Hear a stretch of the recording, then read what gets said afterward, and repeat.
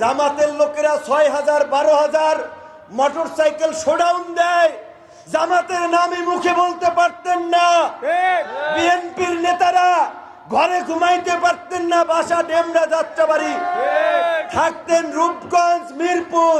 কাজেই এত তাড়াতাড়ি আল্লাহর রহমতের কথা ভুলে যায়েন না, এত তাড়াতাড়ি বিপরীত হয়েন না।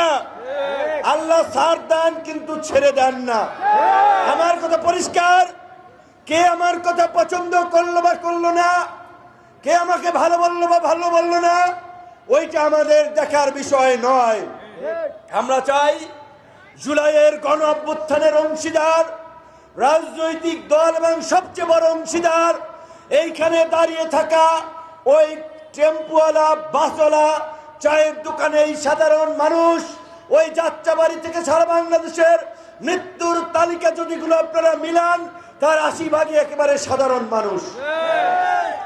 জুলাই গণ অভ্যুত্থান এটি কোনো রাজনৈতিক আন্দোলন ছিল না, এটি সময়ের প্রয়োজনে, দেশের প্রয়োজনে এটি একটি গণ অভ্যুত্থান, গণমানুষের লড়াই ছিল। গণমানুষের লড়াই ছিল গণতন্ত্রের জন্য, তাদের ভোটের অধিকারের জন্য, একটা সংঘাত সহিংসতা মুক্ত একটা সম্প্রীতির, একটা সহনশীলতার রাজনীতির মধ্য দিয়ে একটি শান্তির জনপদে বাংলাদেশকে পরিণত করার জন্য। কাজে আজকে নির্বাচনকে কেন্দ্র করে যারা এই জনপদকে অশান্তিতে পরিণত করে, জামাতের লোকেরা ৬,০০০ ১২,০০০ মোটরসাইকেল শোডাউন দেয়। জামাতের নামে মুখে বলতে পারতেন না। বিএনপির নেতারা ঘরে ঘুমাইতে পারতেন না, বাসা ডেমরা যাত্রাবাড়ি থাকতেন রূপগঞ্জ মিরপুর। কাজেই এত তাড়াতাড়ি আল্লাহর রহমতের কথা ভুলে যায়েন না, এত তাড়াতাড়ি বিপরীত হয়েন না। আল্লাহ ছাড় দেন কিন্তু ছেড়ে দেন না।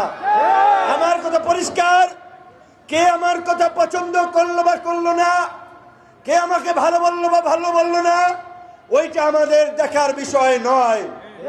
আমরা চাই জুলাইয়ের গণ অভ্যুত্থানের অংশীদার রাজনৈতিক দল এবং সবচেয়ে বড় অংশীদার এইখানে দাঁড়িয়ে থাকা ওই টেম্পুওয়ালা, বাসওয়ালা, চায়ের দোকানে এই সাধারণ মানুষ, ওই যাত্রাবাড়ি থেকে সারা বাংলাদেশের মৃত্যুর তালিকা যদিগুলো আপনারা মিলান, তার ৮০ ভাগই একেবারে সাধারণ মানুষ। জুলাই গণ অভ্যুত্থান এটি কোনো রাজনৈতিক আন্দোলন ছিল না, এটি সময়ের প্রয়োজনে, দেশের প্রয়োজনে এটি একটি গণ অভ্যুত্থান, গণমানুষের লড়াই ছিল। গণমানুষের লড়াই ছিল গণতন্ত্রের জন্য, তাদের ভোটের অধিকারের জন্য, একটা সংঘাত সহিংসতা মুক্ত